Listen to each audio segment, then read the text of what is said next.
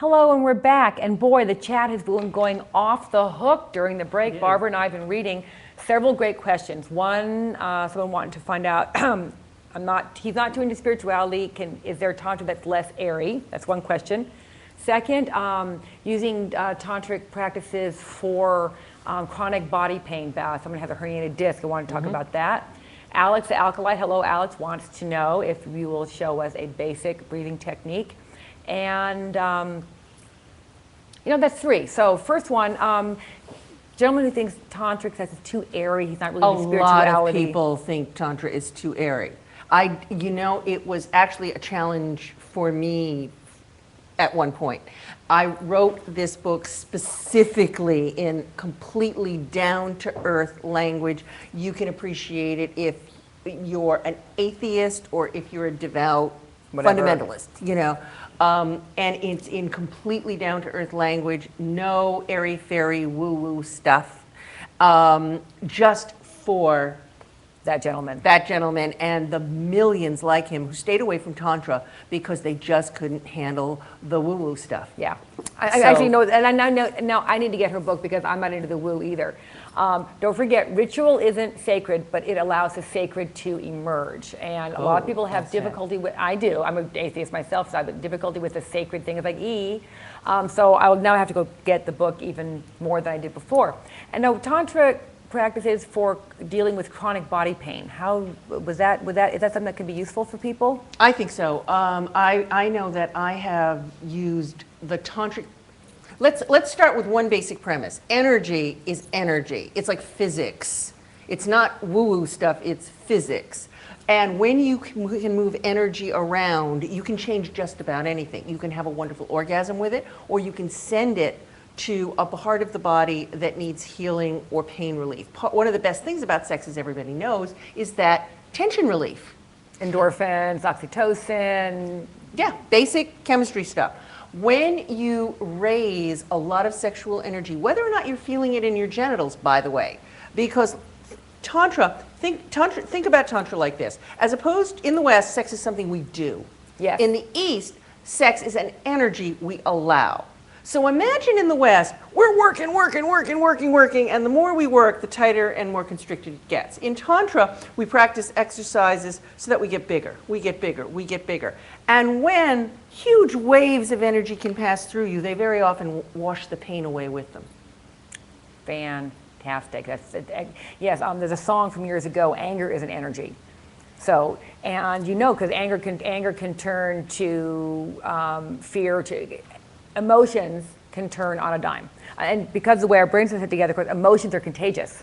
The limbic system, because emotions and eye contact develop before verbal ability, and so you had to be able to communicate. Mammals, it's called the mammalian brain, because mammals have to care. If the mammal mother did not somehow care for her offspring, she wouldn't feed them, and they would die. It's not like laying an egg and walking away. So something in the mammalian mother has to reach out to her offspring and say, yes, I'll take care of you.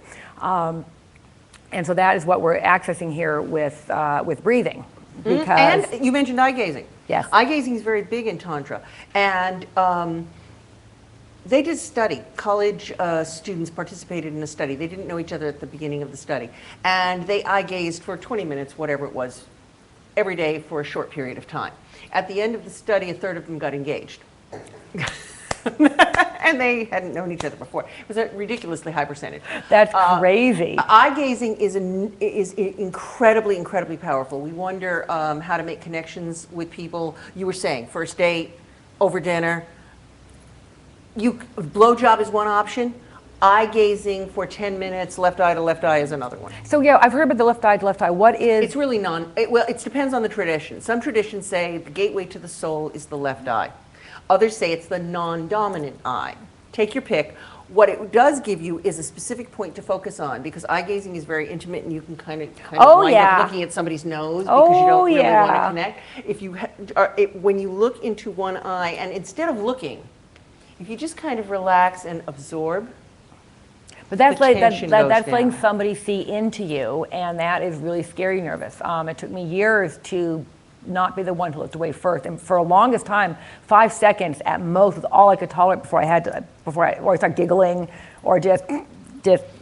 And you know, if you giggle, it's fine. You just wait until the giggles subside, because if you keep the left eye to left eye, you will go past the giggles and into this, I don't know, this. But then what does it mean, Barbara? Does it mean I love you? Does it mean we have to be dating now? Does it mean we have to move in together? But you really touched me deeply, and what does it mean? No, it means you connected with another sacred brother or sister for the length of time you've actually been eye gazing. Ooh, horrors. I have people, complete strangers, do this all the time, and all they get is a good feeling about themselves. How nice is that? Because letting someone see you. And seeing someone else, you know, the fear drops away, the you are so different for me drops away. Cool. I hate to say this, but we have to say goodbye.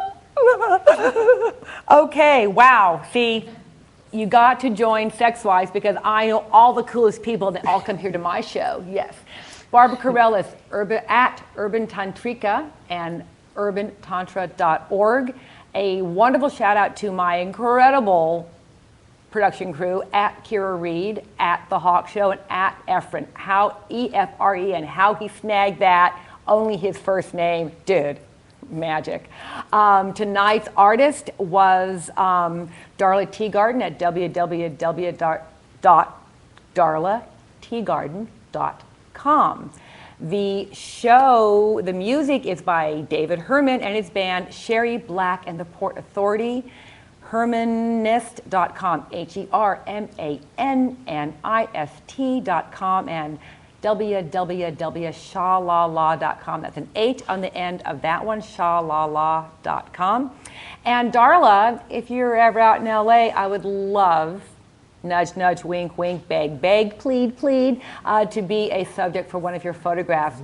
A wonderful thank you to all my amazing guests in the chat room. I'm sorry we did not get to you all. Clearly, we need to, actually, you know what? You need to join the community, and then we do that, we can expand the show to more time so I can talk to you all. Next week's guest, Reed Mahalko. What do you say about Reed? Tall, yummy, blonde, gorgeous, an amazing kisser. I was just going to say that. Yep. He kisses a lot of people. Yeah. He's a mad kisser. You can find me on Facebook, the official Nina Hartley fan page, and Twitter at Nina Land. Until next week, be sexy, be wise, be sex wise. Have fun till then.